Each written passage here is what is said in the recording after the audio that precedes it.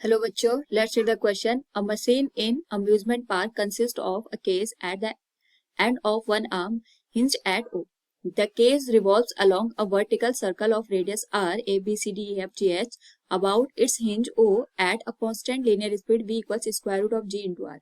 The cage is so attached that the man of weight W standing on weighing machine inside the cage is always vertical.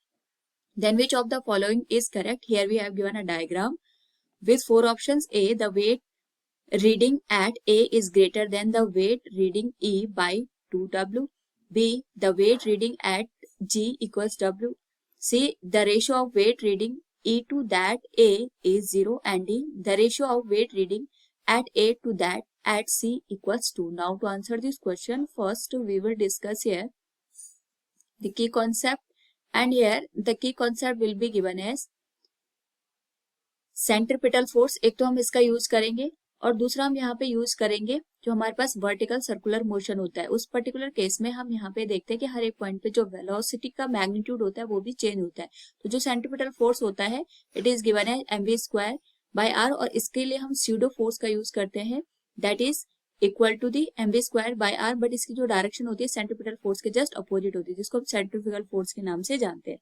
Second हम यहाँ पे use करेंगे हमारे पास जो apparent wait का concept होता है जिसमें हम यहाँ पे जो फ्री बॉडी डायग्राम होता है उसकी हेल्प से देखते हैं कि जो ऑब्जेक्ट होता है या जो मटेरियल होता है उस पर कितने फोर्सेज एक्ट कर रहे हैं, कौन सी डायरेक्शन में एक्ट कर रहे हैं. उसी के बेसिस पे हम अननोन वेरिएबल की वैल्यू फाइंड आउट करते हैं.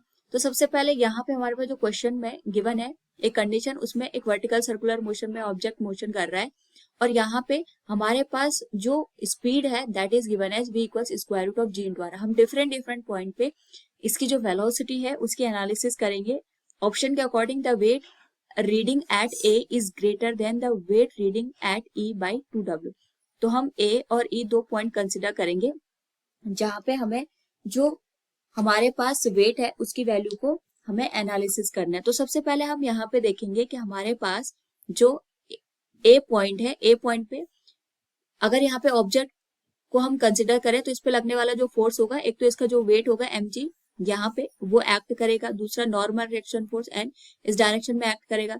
और अगर हम बात करें यहाँ पे जब क्योंकि ये वर्टिकल सर्कुलर मोशन है उस केस में हमारे पास जो स्यूडो फोर्स का यहाँ पे अगर हम डायरेक्शन की बात करते हैं तो सेंट्रीपिटल फोर्स की डायरेक्शन तो mv स्क्वायर बाय आर वो इनवर्ड होगी, लेकिन इसके रिस्पेक्ट में अगर हम बात करें यहाँ पे तो हमारे पास जो mv स्क्वायर बाय आर की डायरेक्शन होगी ये भी आउटवर्ड होगी. नाउ अगर हम यहाँ पे जो रीडिंग की बात करते हैं वो नॉर्मल रिएक्शन फोर्स के बराबर हमारे पास जो वैल्यू आती है, यानी जो नॉर्मल रिएक्शन फोर्स की वैल्यू आएगी वही रीडिंग कंसिडर की जाएगी. तो जो n आएगा that will be given as mg plus mv square by R. And according to the question v की जो वैल्यू है ये हमारे पास स्क्वायर रूट जी आर के बराबर दे रखा है. तो जो n की वैल्यू बनेगी that will be mg plus m by R. v square को हम लिख सकते हैं g इंटू आर के बराबर, r से r कैंसिल हो जाएगा, this will be twice of mg. क्योंकि mg वेट को इंडिकेट कर रहा है तो हमारे पास यहाँ पे जो रीडिंग आएगी वो ट्वाइस ऑफ w के बराबर आएगी एट ए पॉइंट. और अगर हम बात करें यहाँ पे एट ई पॉइंट तो ई पॉइंट पे हमारे पास यहाँ पे जो अगर हम यहाँ पे फ्री बॉडी डायग्राम के अकॉर्डिंग देखेंगे तो जो mg की वैल्यू होगी तो डाउनवर्ड होगी, नॉर्मल रिएक्शन फोर्स या अपवर्ड लगेगा. लेकिन यहाँ पे जो स्यूडो फोर्स के लिए हम सेंट्रीफ्यूगल फोर्स की डायरेक्शन देखेंगे ये अपवर्ड डायरेक्शन में हमें ऑब्जर्व होगी. तो जो n की वैल्यू आएगी दैट विल बी गिवन है mg minus mv square by R. v की वैल्यू अगेन यहाँ पे square root of G R के बराबर है.